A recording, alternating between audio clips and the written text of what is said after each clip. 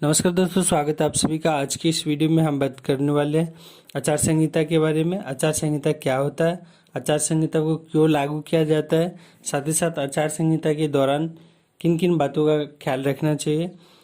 तो चलिए शुरू करते हैं आज का ये वीडियो।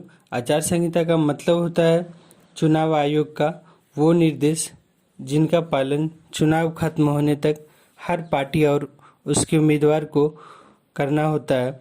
अगर कोई उम्मीदवार इन नियमों का पालन नहीं कर पाता है तो चुनाव आयोग उसके खिलाफ कार्रवाई कर सकता है, यहाँ तक कि उसे चुनाव लड़ने तक के लिए भी रोका जा सकता है।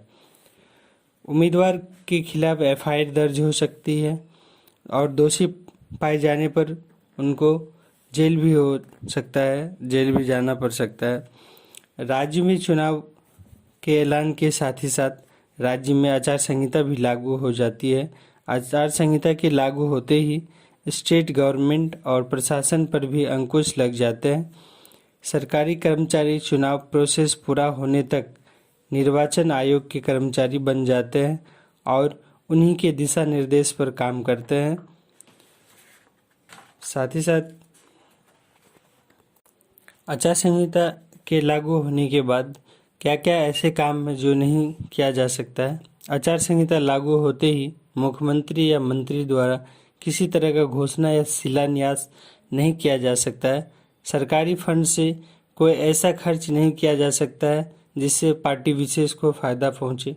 चुनाव प्रचार प्रसार के दौरान कोई भी राजनीतिक पार्टी और उनके कैंडिडेट या फिर उनके सपोर्टर लाउड स्पीकर इस्तेमाल करने से पहले लोकल पुलिस स्टेशन से परमिशन लेना होता है, उसके बाद ही आप लाउड स्पीकर का यूज कर सकते हैं। साथ ही साथ किसी भी पार्टी कैंडिडेट या सपोर्टर को कोई ऐसी रैली करनी हो तो उसके लिए भी प्रशासन के से परमिशन लेना होता है, उसके बाद ही किसी तरह का रैली निकाल सकते हैं। रैली में किसी भी धर्म के नाम पर वोट नहीं मांगे जा सकते हैं। कैंडिडेट वोटर को किसी तरह का लालच नहीं दे सकते हैं। आचार संहिता के लागू होते ही सरकारी गाड़ी, सरकारी विमान, सरकारी बंगले, इन सभी का इस्तेमाल बिल्कुल नहीं किया जा सकता है चुनाव प्रचार प्रसार के लिए। चुनाव के दिन कैंडिडेट अपने राजनीतिक दल का चिन्ह पोलिंग बूथ के इर्द गिर्द किसी आम आदमी को नहीं दिखा सकते हैं।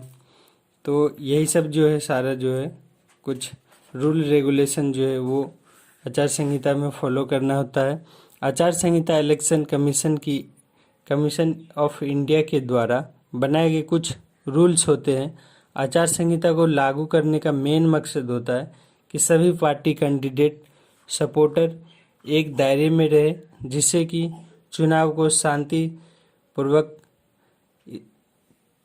पूरा किया जा सके। मेन मकसद इनका यही है कि जो वोट होता है वो बिल्कुल सही तरीके से पूरा किया जाए, किसी तरह का हंगामा नहीं हो। इसी मेन वजह से जो है आचार संहिता को लागू किया जाता है। आचार संहिता जिन राज्य में इलेक्शन होता है उन राज्य में इलेक्शन डेट घोषित होते ही आचार संहिता को लागू कर दिया जाता है। तो आशा करते हैं आज का ये टॉपिक आप सभी को समझ आ गया होगा। आप हमारे चैनल को सब्सक्राइब कर सकते हैं अगर अभी तक सब्सक्राइब नहीं किए हैं तो। साथ ही साथ अपने दोस्तों को भी इस वीडियो को ज़रूर शेयर कर दीजिएगा। धन्यवाद। मिलते फिर किसी नए अपडेट के साथ। धन्यवाद। जय हिंद, जय भारत।